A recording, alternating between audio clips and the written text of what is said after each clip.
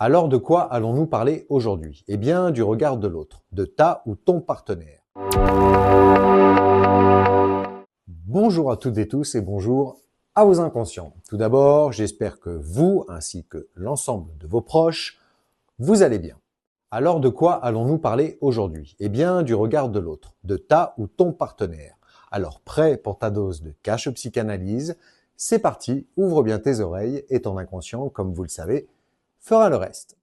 Le miroir de l'autre, entre existence et blessure. Entrons dans le vif du sujet. Le regard de l'autre est avant tout la confirmation de notre propre existence. C'est un miroir qui valide notre présence au monde. Mais alors, pourquoi ce regard déclenche-t-il parfois des séismes émotionnels ingérables? Pour comprendre, il faut revenir à la source. Quel a été le tout premier regard posé sur nous? Vous avez la réponse, celui de vos parents. Nous avons déjà évoqué ensemble le lien d'attachement, mais au-delà de ce lien, il faut analyser la charge de ce regard parental. Est-il bienveillant ou chargé d'attente? C'est précisément là que peut se nicher le traumatisme. Nous portons souvent les cicatrices d'un regard manqué à un instant T, une faille née de notre incapacité ou de notre refus à répondre aux projections parentales. Déception, reproche, voire mépris, car oui, un parent peut mépriser son enfant. Voilà d'où surgit le tsunami émotionnel qui te submerge face à ta ou ton partenaire. Mais que se passe-t-il quand l'élu de ton cœur te regarde? Pourquoi un compliment peut-il devenir un problème au même titre qu'une photo de toi peut te paraître insupportable ou provocante? À cet instant, pose-toi la question suivante. Qui s'adresse à toi? C'est ta ou ton partenaire, un sujet accompli et distinct, qui te dit simplement qu'il aime ce qu'il voit. Pourtant, ces mots viennent percuter ta propre perception de toi-même. En refusant de croire en son regard, tu risques de ne pas reconnaître son identité et sa sincérité. C'est d'une certaine manière castrer l'amour qu'il te porte et dénier son existence. Sa vision entre en conflit avec ton propre miroir intérieur, souvent déformé. Ne pas accepter la bienveillance de l'autre, c'est nier sa capacité à te voir tel que tu es, tel que elle ou lui te voit. C'est rejeter l'identité du sujet aimant et par extension brider l'élan de son amour, de votre amour. Place à la source du conflit. Lorsque ta ou ton partenaire te dit tu es magnifique ou je suis fier de toi, cela crée un court-circuit. Ton cerveau ne peut pas traiter une information qui contredit ta propre vérité intérieure, même si celle-ci est douloureuse. Ta réaction, tu rejettes le compliment non pas par modestie, mais par autoprotection. Accepter le regard aimant de l'autre, c'est admettre que tu t'es trompé sur toi-même pendant des années, ce qui peut être vertigineux. Tu viens de nommer à ta ou ton partenaire ce qu'il voit et aime n'en vaut pas la peine. Tu viens de confirmer qu'au fond, tu n'es pas assez bien pour elle ou lui.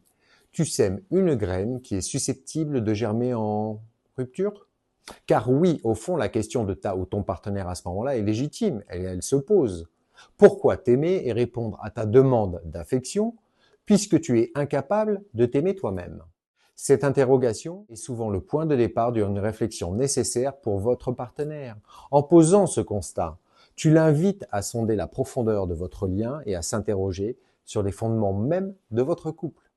Mentionnons maintenant les projections parentales. C'est un point crucial à aborder. L'enfant objet. Parfois, le parent ne regarde pas l'enfant pour ce qu'il est, mais pour ce qu'il représente. Une réussite sociale, une revanche sur la vie, un bâton de vieillesse. Cela crée alors une faille. Si tu n'as pas répondu à ce plan de carrière émotionnelle, le regard parental s'est teinté de mépris ou d'indifférence, créant ainsi un impact sur ta vie d'aujourd'hui. Adulte, tu peux avoir l'impression que toute personne qui te regarde attend quelque chose de toi. Tu ne vois plus le regard de ta ou ton partenaire comme un cadeau, mais comme une exigence de performance. Tu as peur de le décevoir comme tu as déçu tes propres parents. En guise de conclusion, voici ce que je te propose.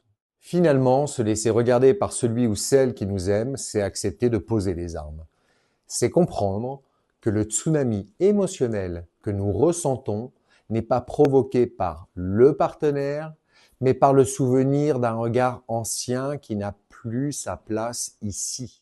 Apaiser nos cicatrices, c'est peut-être simplement oser croire que le miroir de ta ou ton partenaire n'est plus là pour te juger, mais pour te révéler. C'est ce que je pratique durant mes consultations.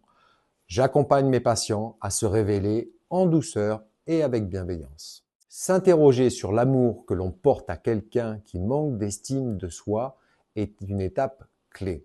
C'est semer une graine de réflexion chez l'autre, l'obligeant à s'interroger sur la sincérité de votre relation et sur sa propre capacité à recevoir ton amour.